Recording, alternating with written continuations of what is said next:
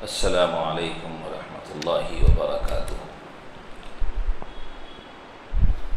अल्हम्दुलिल्लाहि रब्बिल आलमीन वस्सलातु वस्सलामु अला सय्यिदिल अंबिया'i वल मुरसलीन व अला आलिहि व अस्हाबिहि अजमईन व मन तबिअहुम बि इहसानिन इला यौमिद्दीन, अम्मा बअद। फ़ान अबी अब्दुर्रहमान अब्दुल्लाह इब्न उमर इब्न ख़त्ताब रज़ियल्लाहु अन्हुमा क़ाल समिअतु रसूलल्लाहि सल्लल्लाहु अलैहि वसल्लम यक़ूल इंतलक़ सलासतु नफ़रिन मिम्मन कान क़ब्लकुम हत्ता आवाहुमुल मबीतु इला क़ारिन फ़दख़लू इला आख़िरिल हदीस। मोहतरम हज़रात, अभी मैंने आपके सामने एक रिवायत जो मुत्तफ़क़ अलैह है, यानी जिसको इमाम बुखारी रहमतुल्लाह अलैह ने भी नक़ल किया है और इमाम मुस्लिम रहमतुल्लाह अलैह ने भी नक़ल किया है, उस रिवायत को मैंने आप लोगों के सामने पढ़ा है। क्योंकि मैंने बताया था आप सबको कि जिस रिवायत को ये दोनों मुहद्दिसीन इमाम बुखारी और इमाम मुस्लिम दोनों नक़ल करें अपनी अपनी किताबों में, तो मुहद्दिसीन उस हदीस को मुत्तफ़क़ अलैह कहते हैं। यानी ये वो रिवायत है जिसके नक़ल करने पर हदीस के दो बड़े इमाम का इत्तिफ़ाक़ है। ये रिवायत थोड़ी लंबी है, मुख्तसरन मैं इसकी कम अहम बातें बताऊंगा। हदीस के तो सारे ही अल्फाज अहम हैं, एक लफ्ज़ भी उसमें ऐसा नहीं है जो गैर अहम हो, लेकिन उसी का इख्तिसार मैं आपके सामने पेश करूंगा। पिछली कौमों के हालात वाक़यात जिनको रसूल अकरम सल्लल्लाहु अलैहि वसल्लम ने अपनी ज़बान मुबारक से बयान फरमा दिया, तो वो वाक़यात व हालात भी मोतबर हो जाते हैं, उन पर यकीन रखना भी ज़रूरी है। क्योंकि हमारे आका सल्लल्लाहु अलैहि वसल्लम की ज़बान मुबारक से उन बातों का निकल जाना उसके मोतबर होने के लिए काफ़ी है। हाँ, जो वाक़यात तारीख़ी रिवायत सनदों से आई हैं, जो बातें आई हैं आप सल्लल्लाहु अलैहि वसल्लम की ज़बान मुबारक से नहीं आई हैं, तो उनके बारे में मुहद्दिसीन के दरमियान, उलमा के दरमियान ये बहस है कि उसकी हैसियत क्या है। लेकिन जो बातें नबी अकरम सल्लल्लाहु अलैहि वसल्लम ने पिछली कौमों के बारे में बयान कर दिया, वो हदीस का हिस्सा हैं और हदीसों के मकबूल होने की तरह वो बातें भी मकबूल होती हैं। नबी अकरम सल्लल्लाहु अलैहि वसल्लम ने पिछली कौमों के वाक़यात व हालात को अपनी उम्मत की तालीम के लिए, इनकी रहनुमाई के लिए बयान किया है। उस वाक़ये में कोई मैसेज होता है, कोई पैगाम होता है, तो उसके लिए नबी अकरम सल्लल्लाहु अलैहि वसल्लम उस वाक़ये को अपनी उम्मत के सामने बयान करते हैं। रिवायत में है कि नबी अकरम सल्लल्लाहु अलैहि वसल्लम ने इरशाद फरमाया कि तुमसे पहले के लोगों में, पहले की कौम में 3 लोग सफ़र पे निकले। रिवायत में आता है कि दूसरी रिवायतों में आता है कि ये लोग बकरियां चराने के लिए अपने घरों से निकले थे। हुआ ये कि उनका रोज़ाना मामूल था सुबह में जाना और शाम में बकरियों को चरा के आना, जैसा कि आज भी देहातों में बकरी वालों का यही हाल होता है। हुआ ये कि बारिश तेज़ हुई, तो उस बारिश से बचने के लिए ये लोग एक गार में छुप गए। जैसे आजकल बारिश हो तो हमें का हर आदमी किसी दरख्त के नीचे या किसी दुकान के साये में ठहर जाता है, तो वो लोग उस गार में जा कर के छुप गए ताकि बारिश ख़त्म हो जाए तो फिर हम आगे निकलेंगे। आप लोगों ने सुना होगा, देखा भी होगा कि बारिश के ज़माने में अक्सर पहाड़ की मिट्टी या पहाड़ों का चट्टान नीचे लुढ़क जाता है, स्लाइड के वाक़यात होते रहते हैं और इसमें बड़ी बड़ी हलाकतें होती हैं, काफ़ी नुकसानात होते हैं। तो ये लोग इस नीयत से कि बारिश हो रही है, कुछ देर गार में छुप के रहेंगे, बारिश ख़त्म होगी निकल के चले जाएंगे, वहाँ छुप गए। हुआ ये कि एक पत्थर ऊपर से लुढ़कता हुआ आया और ऐसा आया कि गार का मुंह ही बंद हो गया। अब ये तीनों उस गार में कैद हो गए। फसद्दत अलैहिमुल गार, गार को बंद कर दिया। अब ये तीन वहाँ फंसे हुए थे और तीनों ने मशवरा किया कि भाई अब तो यह हम चीख करके भी किसी को नहीं बुला सकते, सुनसान जंगल है और यहाँ जान बचाने के लिए भी कोई साजो सामान नहीं है, बस अल्लाह का एक सहारा है। अल्लाह चाहे तो हमें यहाँ से निकाल सकता है, वरना कोई और ताकत या कोई और ज़रिया और वसीला तो हमारी निजात का और जान बख्शी का नहीं है। चुनांचे इन लोगों ने कहा कि ऐसा करो, हम सब अल्लाह से फरियाद करते हैं और फरियाद इस तरह से करते हैं कि हम में का हर आदमी अपने किसी नेक अमल के वसीले से दुआ करे जिस अमल के बारे में उसे यकीन हो कि वो काम उसने माजी में अल्लाह की रज़ा के लिए किया था। हर आदमी अपनी ज़िंदगी में कोई ऐसा एक नेक अमल ढूंढे कि जिसके बारे में उसे यकीन हो कि ये काम मैंने अल्लाह की रज़ा के लिए किया था। उस अमल का वसीला दे करके अल्लाह से फरियाद करते हैं कि या अल्लाह हमें बचा लीजिए। चुनांचे इसी से उलमा ने मसला लिखा कि अल्लाह से बराह रास्त भी आप दुआ कर सकते हैं, या अल्लाह मुझे रोज़ी दे, या अल्लाह मुझे मेरे मसाइल हल कर दे, या अल्लाह मेरी मग़फ़िरत फरमा दे। लेकिन वसीलों के ज़रिए भी दुआओं की कबूलियत होती है। और वसीला ये एक मुस्तकिल तफसीली मौजू है, इंशाअल्लाह इस मौजू पर किसी और दिन बात करेंगे। लेकिन मुख्तसरन इससे क्या समझ में आया कि वसीलों के ज़रिए भी दुआएं कबूल होती हैं। वसीला अल्लाह के नाम का लिया जाए, अल्लाह की सिफ़ात का लिया जाए। जैसे अल्लाह से मग़फ़िरत मांग रहे हैं तो अल्लाह से या अल्लाह आप गफ़ार है, मेरी मग़फ़िरत फरमा दीजिए। अल्लाह से रिज़्क़ मांगनी हो, या अल्लाह आप रज़्ज़ाक़ है, रोज़ी दे दीजिए। अल्लाह से रहमत मांगनी हो, या अल्लाह आप रहमान और रहीम है, मुझे रहमत दे दीजिए। तो ये भी एक वसीला हुआ। इसी तरीके से अपने नेक आमाल के वसीले से भी दुआएं कबूल होती हैं। अपने नेक आमाल के वसीले से भी दुआएं कबूल होती हैं, जैसा कि यहाँ पे रिवायत में है। उसके अलावा तफसील किसी और भी बताऊँगा मुख्तसरन, अम्बिया सालिहीन उनके वसीले से भी दुआएं कबूल होती हैं। ये भी रिवायात से साबित है। तो इन हजरात ने मशवरा किया और उसमें हर एक अपने तौर पे अब दुआ में लग गया। फरमाया कि एक शख्स ने दुआ किया, अल्लाहुम्मा कान ली अबवानी शैखानी कबीरानी व कुन्तु ला अग़बिक़ु क़ब्लहुमा अहलन वला माला।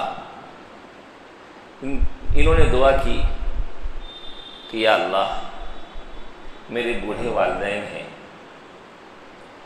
और मेरा मामूल ये है कि जब भी मैं कोई चीज़ लाता हूँ तो पहले माँ बाप को तरजीह देता हूँ।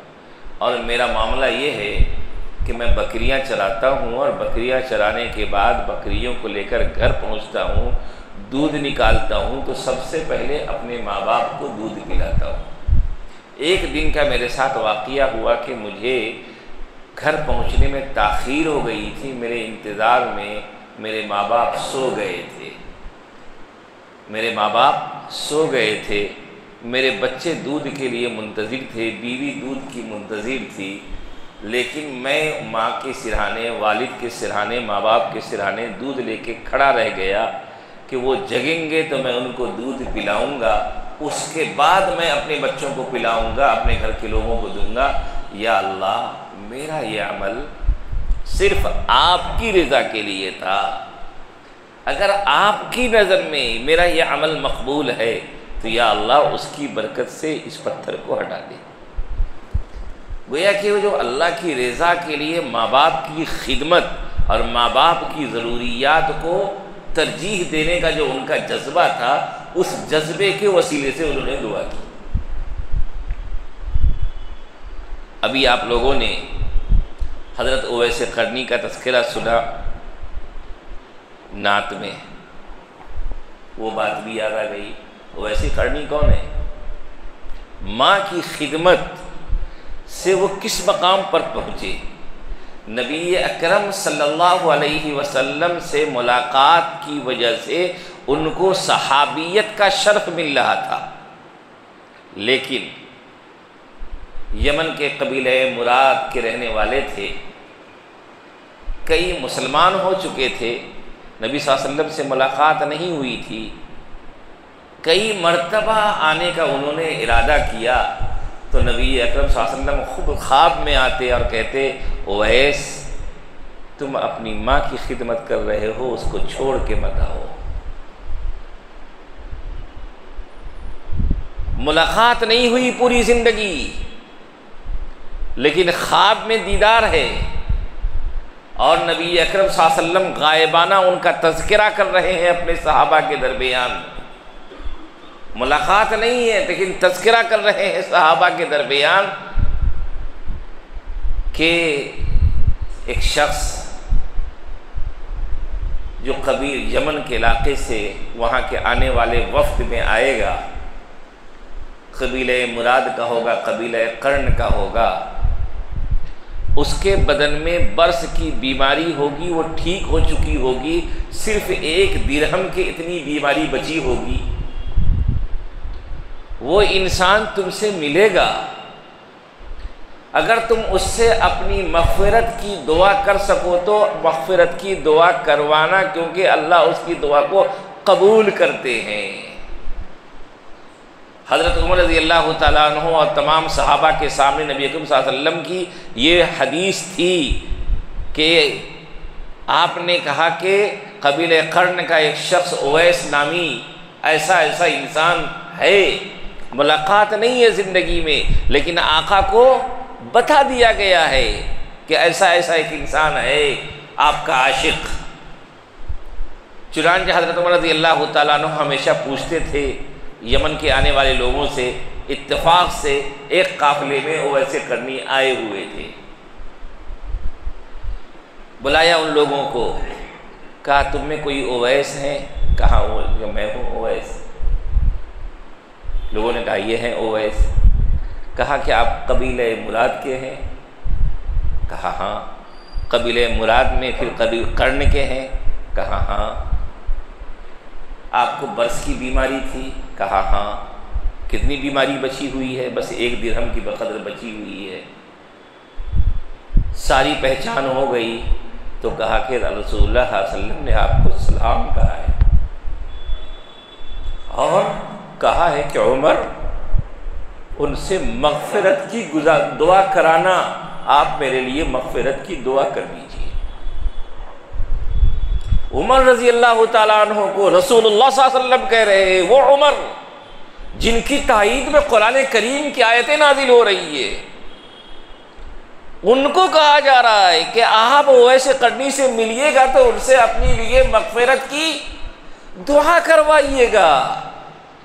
और उवैस क़रनी आना चाह रहे हैं मिलने के लिए तो उनको रोका जा रहा है कि आप मत आइए, आप जो काम कर रहे हैं वालदा की खिदमत, वो ज़्यादा बड़ा काम है। उवैस क़रनी को वालदा की खिदमत की वजह से कितना बड़ा मकाम मिला कि उलमा फ़ुक़हा इस बात को लिखते हैं कि सहाबा के बाद जो मकाम है वो ताबईन का है। तमाम ताबईन में सबसे अफजल ताबई उवैस क़रनी है। ये और बात है कि उलमा का इख्तलाफ भी है कि बात कहते हैं कि सईद इब्न मुसय्यब हैं, बात कहते हैं दीगर रिवायात की वजह से, लेकिन बहुत से उलमा कहते हैं कि चूँकि नबी अकरम सल्लल्लाहु अलैहि वसल्लम से इनकी मुलाकात नहीं हुई है, लेकिन आपने ख़ुद इनको कहा है खैरुत ताबईन, ताबईन में सबसे बेहतर और अफजल। तो वालदा की खिदमत की वजह से ये मकाम मिला उवैस क़रनी को। और यहाँ वालिदैन को तरजीह देने की वजह से, उनकी ज़रूरतों का ख्याल रखने की वजह से उस वसीले से दुआ हो रही है, तो वो दुआ कबूल हो रही है। चुनांचे जब दुआ हुई तो वो पत्थर थोड़ा सा खसक गया, उम्मीद की किरणें रोशन हो गई कि जहाँ बख्शी के रास्ते खुल रहे हैं। फरमाया कि या अल्लाह, मैं सुबह तक इंतज़ार करता रहा, सुबह हो गई तब उन लोगों ने दूध पिया।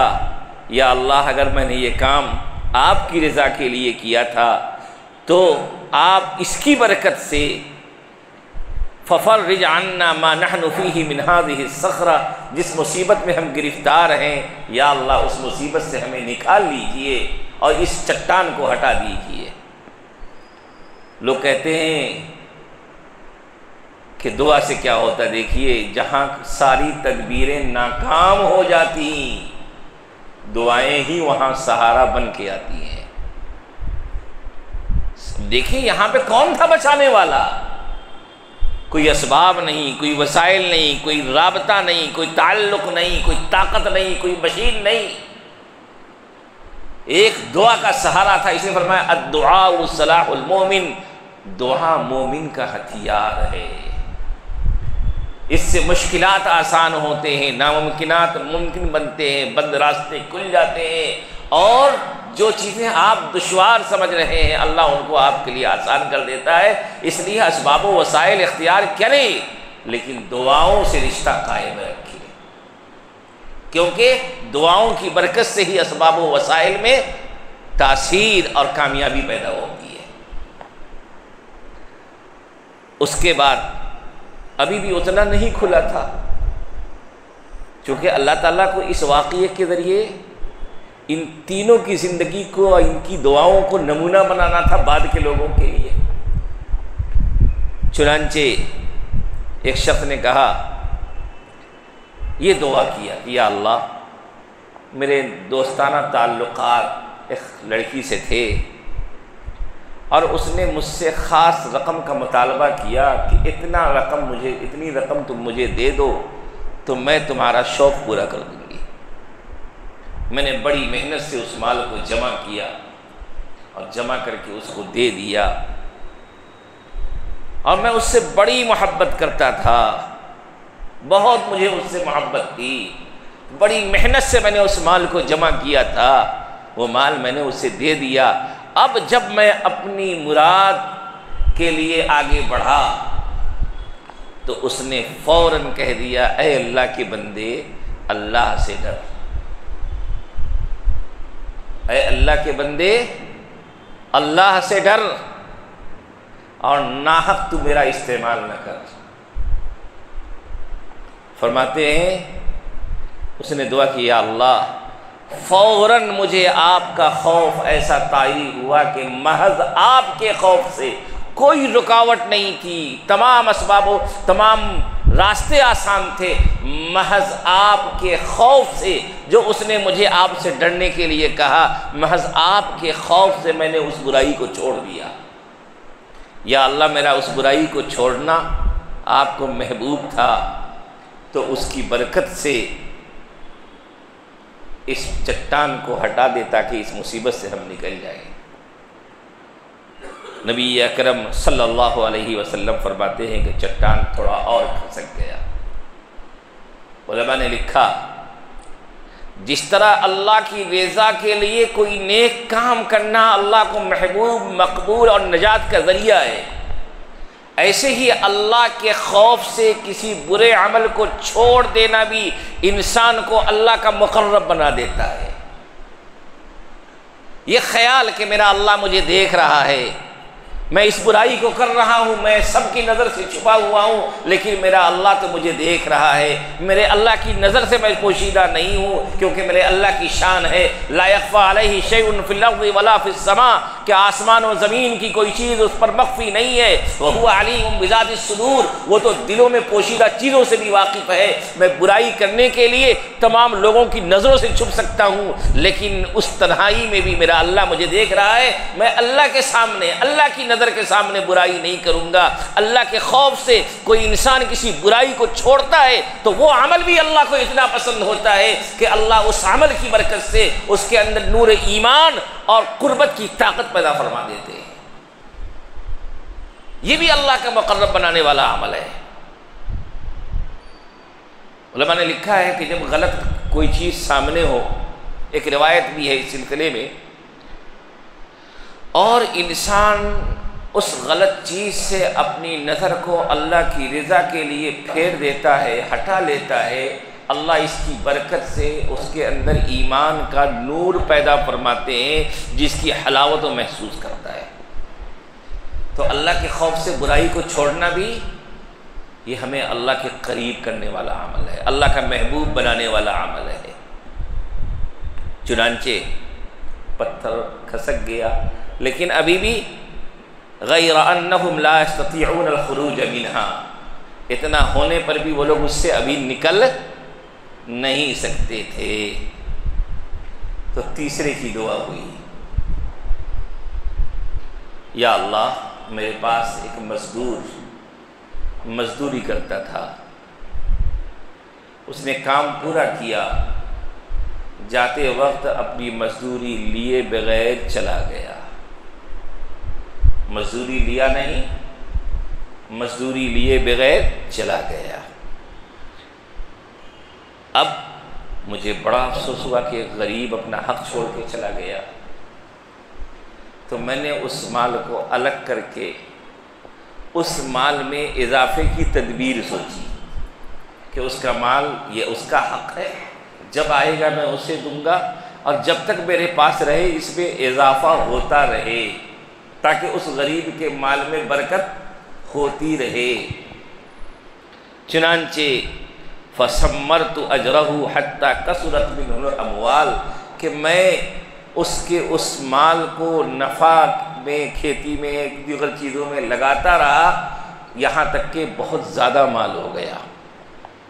फजानी बादहीन, फिर काफ़ी दिनों के बाद वो हमारे पास आया और कहा, या अब्दुल्लाह अद्दी इलैया अजरी, मेरी जो मजदूरी मैं फला दिन छोड़ के चला गया था, आज मुझे वो दे दो। फ़क़ुल्तु कुल्लु मा तरा मिन अजरिक मिनल इबिली वल बकरी वल गनमी वल रक़ीक़, तो मैंने उससे कहा, देखो ये ग़ुलाम, ये ऊँट, ये घोड़े, ये फ़लाँ, ये सब तुम्हारी मजदूरी है, ये लेके चले जाओ। आज भी अगर किसी के साथ ऐसा हो, कंपनी में जाए कि भाई मेरी सैलरी की इतनी रह गई थी, आप दे दीजिए, तो कंपनी वाला बोले कि ठीक है, ये लो 10 लाख का चेक, तो उसे क्या लगेगा? क्या लगेगा भाई कि मुझे हम मजाक उड़ाया जा रहा है। तो वो आदमी भी वैसा ही सोचा, उसने कहा, या अब्दुल्लाह ला तहतज़ीबी, अल्लाह के बंदे मैं मोहताज आदमी हूँ, मैं तो बस अपनी मजदूरी मांगने आया हूँ, मेरे साथ मजाक मत कीजिए, मेरे साथ मजाक मत कीजिए, क्योंकि किसी को भी ये मजाक लगेगा। फ़क़ुल्तु ला अस्तहज़िउ बिक, तो मैंने उससे कहा कि देख अल्लाह के बंदे, मैं तेरे साथ मजाक नहीं कर रहा हूँ, ये हकीकत है। अब फिर मैंने उसको सारी बात बताई कि इस तरीके से मैंने तुम्हारी उस मजदूरी को बढ़ाया। और कारोबार में किसी चीज़ को लगाया जाए तो ज़र्रे को अल्लाह पहाड़ बना देते हैं। बहुत से लोग हैं आपके शहर में, किसी छोटे पैमाने में कोई काम शुरू किया, चंद सालों के बाद अल्लाह ने उनको काम को कहाँ से कहाँ पहुँचा दिया। कितने हैं जो पहले मंडियों पे सामान बेचते थे, बाद में वो शोरूम के मालिक हो गए। तो अल्लाह ने तिजारत में बरकत रखी है, तिजारत में बरकत है, और उस तिजारत में ज़रूर बरकत है जिसमें तिजारत करने वाले के उसूल में ईमानदारी है, नीयत में ईमानदारी है। बेबरकती के असबाब क्या हैं? नीयत में फतूर हो, उसूल में बेईमानी हो, तो वहाँ वो आने वाली बेईमानियाँ चीज़ों को बर्बाद करती रहती है। उलमा ने लिखा है, कारोबार करना सच्चे उसूलों के साथ, ईमानदारी के साथ, हुकूक के तहफ़्फ़ुज़ के साथ और सच्चाई के एहतमाम के साथ। अगर कोई इतना करता है तो वो कारोबार यकीनी तौर पे बाबरकत होगा। बस एक ये है कि ज़कात की अदायगी का भी ख़ास एहतमाम हो। कारोबार फेल क्यों होता है? या तो नीयत में ख़राबी है, उसूलों में गड़बड़ी है, मामलात में झोल है, या उस माल में नापाक माल शामिल है, गलत माल शामिल है। ये चीज़ें ज़रिया बनती है नाकामी का, नुकसान का, खसारे का। अगर इंसान इन तमाम चीज़ों से बचा कर अपने आप को सही रास्ते पर रख करके कारोबार करता है, ये सोचते हुए कि अल्लाह जो देगा वो हमारे लिए बरकत है, कलील भी है तो वो अच्छा, उस कसीर से बेहतर है जो नापाक हो, थोड़ा पाकीज़ा अच्छा है, तो अल्लाह उस कलील को भी बहुत कसीर में तब्दील कर देते हैं। क्योंकि बरकत अल्लाह की तरफ से आती है, इंसान की तदबीर से बरकत नहीं आती है। इंसान अच्छी तदबीर करे तो बरकत आती है, वरना कोई भी इंसान गलत प्लानिंग कर ले। उलमा ने लिखा है जितने नीयतों में फतूर होगा, उसूलों में गड़बड़ी होगी, हुकूक की पामाली होगी और ज़कात की अदायगी में कोताही होगी, ये तमाम की तमाम चीज़ें बेबरकती लाती है और कारोबार को, चलते हुए कारोबार को भी खसारे में ढकेल देती है। तो फरमाया कि ए बंदे, ये सब तुम्हारा है, लेके जा। चुनांचे वो लेके चला गया बहुत खुश खुश। या अल्लाह, ये काम मैंने महज आपकी रज़ा के लिए किया था, ये काम मैंने महज आपकी रज़ा के लिए किया था। या अल्लाह, अगर मेरा ये अमल आपकी नज़र में महबूब और पसंदीदा और मकबूल है तो इस पत्थर को हटा के हमें यहाँ से निकलने का रास्ता दे दीजिए, हमें इस मुश्किल से निकाल दीजिए। चुनांचे वो पत्थर खसका और ये लोग सुकून से वहाँ से निकल गए। क्या पता चला कि इंसानी हुकूक का तहफ़्फ़ुज़ और अपनी ज़ात से इंसानों को फ़ायदा पहुँचाने का जज्बा, ये भी अल्लाह के यहाँ बहुत पसंदीदा और महबूब अमल है। आजकल कंपनियों में क्या होता है भाई, हमारे घरों में क्या होता है, बहानों से कटिंग का अमल चलता है। ये सब गैरों की तरफ से आए हुए उसूल व ज़वाबित आजकल हमारे घरों में, हमारी ज़िंदगी में आ गए हैं कि मुख्तलिफ़ बहानों से किसी का हक़ दबाने की कोशिश करना कि ज़्यादा के बजाय कम में ही हमारा काम चल जाए। कोई मुलाजिम 3 दिन नहीं आया तो उसकी 4 दिन की 5 दिन की सैलरी कट कर लो, 5 मिनट लेट से आया 10 मिनट की कट कर लो। ये सब ज़ाहिरी नफ़े आपको दिख रहे हैं, लेकिन इसकी वजह से अंदर से जो आप खोखले होंगे उस पर आपकी नज़र नहीं है। आप लोगों के हुकूक में कोताहियाँ करेंगे, हक़ तलफ़ी करेंगे तो उसके बुरे असरात आपके माल में शामिल हो के रहेंगे और वो बुरा हिस्सा आपकी ज़िंदगी में बेबरकती का ज़रिया बन के रहेगा, आपके सारे माल को वो ज़ाय करके रहेगा। यही सब बेइतदालियाँ हैं जो हमारी ज़िंदगी में मसाइल पैदा करती है। तो अब इन 3 लोगों ने अपने अपने नेक आमाल के वसीले से दुआ की। इन दुआओं का मकसद एक तो तालीम ये मिला कि नेक आमाल के वसीले से दुआएं कबूल होती हैं और इंसान को अपनी ज़िंदगी में मुश्किल हालात के लिए ऐसे नेक आमाल का ज़ख़ीरा रखना चाहिए। और इसी से पता चला कि वालिदैन की खिदमत करना, अल्लाह के खौफ से बुराई को छोड़ देना और अपनी ज़ात से दूसरों के हुकूक की हिफाजत का ख्याल करना और दूसरों के लिए अपनी ज़ात को नफ़ा बख्श बनाने की कोशिश करना, ये हमारी तरक्की वाले आमाल हैं, कबूलियत वाले आमाल हैं। इससे हम अल्लाह की रहमत व बरकत के मुस्तहिक होते हैं और मुश्किल हालात में इन्हीं आमाल की वजह से हम अल्लाह की खुसूसी मदद के मुस्तहिक होते हैं। आज इन चीज़ों में मामला बहुत नाजुक होता जा रहा है। हर आदमी अपने मफाद की तलाश में है। हर आदमी जहाँ मौका मिला कोशिश करता है कि थोड़ा सा अपना नफ़ा शामिल कर दो, अपना मफाद हासिल कर लो। इसी नबी सल्लल्लाहु अलैहि वसल्लम ने फरमाया कि वो फितने का दौर बड़ा ख़तरनाक होगा, और फरमाया कि जब ऐसा दौर आ जाए तो सब कुछ को छोड़ के अपने ईमान के बचाने की फ़िक्र करना। क्या फरमाया? इज़ा रअयत शुहम मुताअन व हवन मुत्तबअन व दुनिया मुअस्सरतन व इअजाब कुल्ली ज़ी राइन बिराइही फ़अलैका बिनफ्सिका बिखासति नफ्सिक व दअनका अम्रल आम्मा। आका ने फरमाया कि जब तुम देखो कि लोग लालचों के पीछे भाग रहे हैं, हर आदमी अपनी लालच में है, वह हम मुत्तबान ख्वाहिशात की पैरवी हो रही हो, हर ख्वाहिश जिसको देखो ख्वाहिशात नफसानी के पीछे भाग रहा हो, और वह दुनिया मुअस्सरतन दुनिया को तरजीह दे रहा हो कि जहाँ पे उसके सामने एक दीन का तकाजा है, एक दुनिया का तकाजा है, तो दीन के तकाजे को छोड़कर दुनिया के तकाजे को पूरा कर रहा है। आज हमारी ज़िंदगी में कसरत से ऐसा होता है कि हमारे सामने दो तकाजे आते हैं। दीन का तकाजा ये है कि ये काम किया जाए, दुनिया का तकाजा ये है कि ये काम किया जाए। आपके सामने मसला आ गया कि मस्जिद में तामीर में भी हिस्सा लेना है, और मसला आ गया ईद की तैयारी भी करनी है, मसला आ गया गरीब बच्ची की शादी भी है और अपनी ईद की तैयारी भी है, मसला आ गया किसी सदका खैरात भी करना है और अपने शौक़ को पूरा भी करना है, मसला आ गया कि तफरीह भी करना है, अल्लाह की तरफ से अजान की आवाज़ भी आ गई है।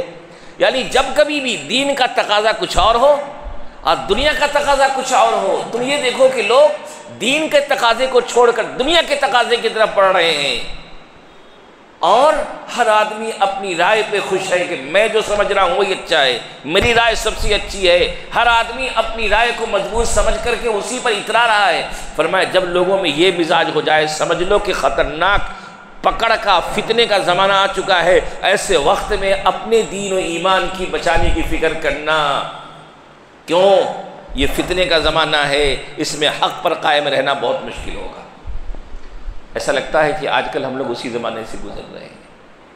इसलिए भाइयों, अपनी ज़ात को मुफीद बनाने की कोशिश कीजिए, नफ़ा बख्श बनाने की कोशिश कीजिए, और इस हदीस में जो पैगाम मिला उस पैगाम को अपनी ज़िंदगी में दाखिल करने की कोशिश कीजिए। अल्लाह से दुआ है कि अल्लाह ताला हम तमाम लोगों को सही फ़िक्र अमल की तौफ़ीक़ नसीब फरमाए। व आखिर दावाना अल्हम्दुलिल्लाहि रब्बिल आलमीन।